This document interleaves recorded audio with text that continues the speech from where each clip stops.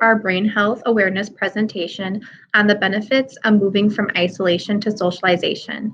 And thank you to KSB's Community Wellness for putting on this presentation. I'm Kelsey Reuter, and I'm a social worker on KSB's Inpatient Psychiatric Unit. And here with me, I have Maribeth Boonstra, a social worker with the Family Health Clinic.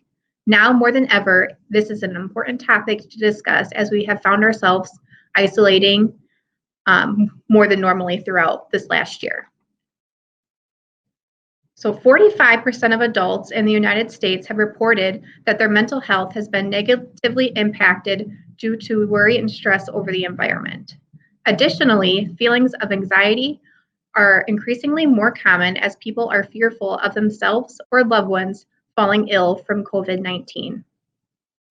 Now let's talk about the differences between isolation versus loneliness. So isolation is an unfamiliar and unpleasant experience that involves separation from family and friends and a departure from usual everyday routines. Now loneliness is the feeling of being alone, regardless of the amount of social contact you may have. So this means you can be isolated from people and feel lonely. But you can also feel completely lonely in a crowded room full of people, or even while you're hanging out with your family and friends. That is considered more of a depressive state. Prolonged isolation can have a negative impact on your mind, body, and mood. Some of the physical effects are poor sleep quality, poor cardiovascular function, accelerated cognitive decline, impaired immunity, and type 2 diabetes. Some psychological effects include depression, anxiety, irritability, worsening executive functioning, and increased risk of dementia in older adults.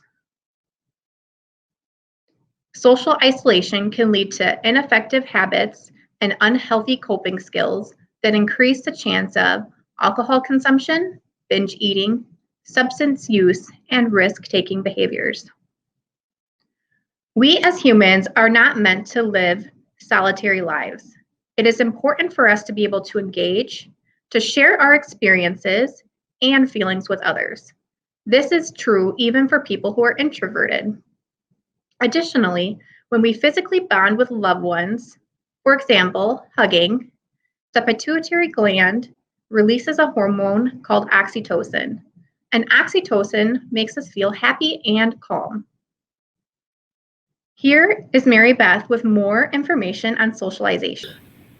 Throughout the pandemic, the CDC has recommended guidelines for safe socialization. One of the recommendations has been to create a COVID bubble. This bubble includes a few close family or friends that you continue to hang out with.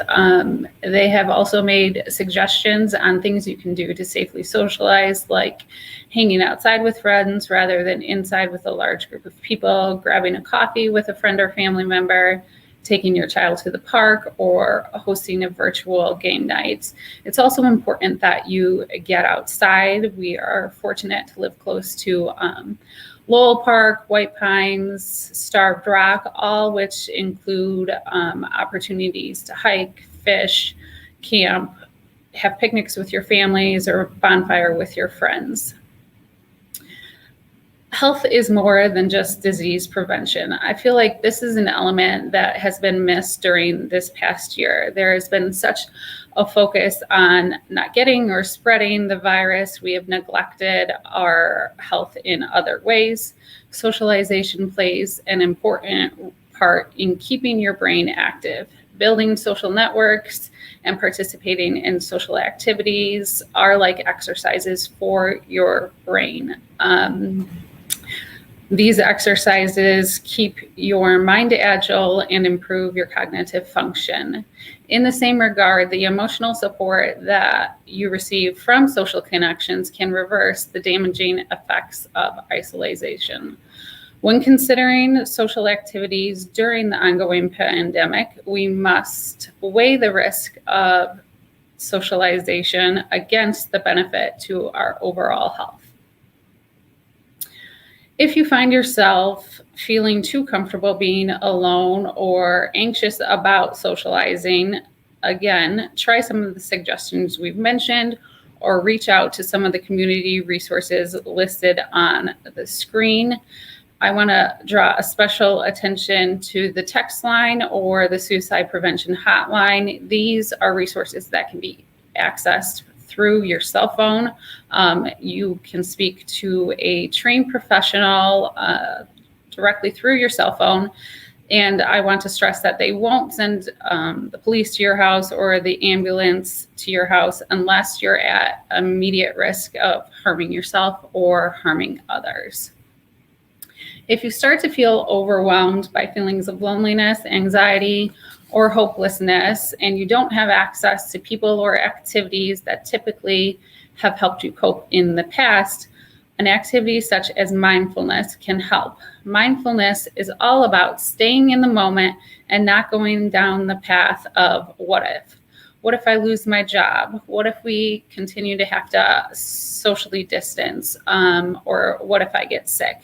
Those fears, while very real, prevent us from moving forward. The key is to balance your emotions rather than going down the path of worrying about the future. Find an activity that can keep you in the moment and fully immerse yourself by engaging as many of your five senses as you can. The five senses including sight, smell, taste, touch, and hearing. An example that you can use in your everyday life is mindfulness while cooking. Focus your attention fully on being present and making the meal. Concentrate on the appearance of your ingredients, the smells during the cooking process, the texture of the ingredients, the sounds that the food is making while you are cooking, and of course the delicious taste at the end.